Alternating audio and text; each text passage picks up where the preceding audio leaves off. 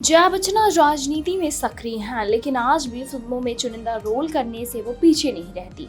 उन्होंने करण जौहर की film Rocky और रानी की प्रेम कहानी में भी धर्मेंद्र की पत्नी का रोल निभाया था, लेकिन असल जिंदगी में अमिताभ बच्चन की पत्नी बनने के बाद फिल्मों में उनकी सक्रियता कम हो गई। एक्ट्रेस ने एक बार इसकी दिलचस्प वजह भी बताई थी। बताते चले कि जया बच्चन ने सिलसिला में रेखा और अमिताभ बच्चन के साथ अपनी जिंदगी को पर्दे पर जिया था।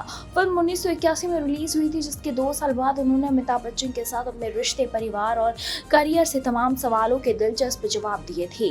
कपल ने फैंस को तब अपने रिश्ते को करीब से जानने का मौका दिया था।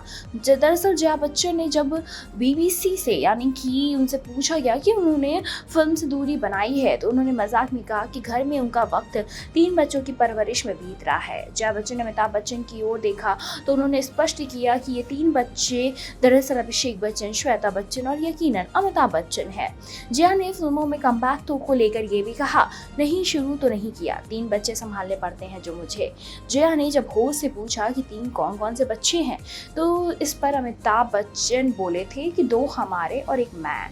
दिलचस्प बात यह है कि कॉफी विद करण के दूसरे सीजन में जया बच्चन और श्वेता बच्चन, हेमा मालिनी और ईशा देओल के साथ नजर आई थी। इसी के साथ करण ने चाट शो के दौरान श्वेता ने कहा था कि अभिषेक बहुत सही है, वो हर किसी को सही तरीके से मक्खन लगाता है, मैं ही वही हूँ जो मुसीबत में पड़ती हूँ, क्योंकि हर चीज़ पर मेरी राय होती है। जब वो मम्मा के साथ बैठता है तो कहता है कि आप सही कह रही हैं मम्मा, जब वो पिताजी के साथ होता है तो कहता है कि आप सही कह रहे हो पापा। और जया बच्चन ने तब कहा था कि सबसे बड़ा बच्चा किसी अन्य की तुलना में अधिक ध्यान खींचता है। जब करण ने पूछा कि क्या वो अभिषेक के बारे में बात कर रही हैं, तो उन्होंने इनकार कर दिया। करण जौहर ने अमिताभ का नाम लिया और जया ने मुस्कुराते हुए सर हिलाया।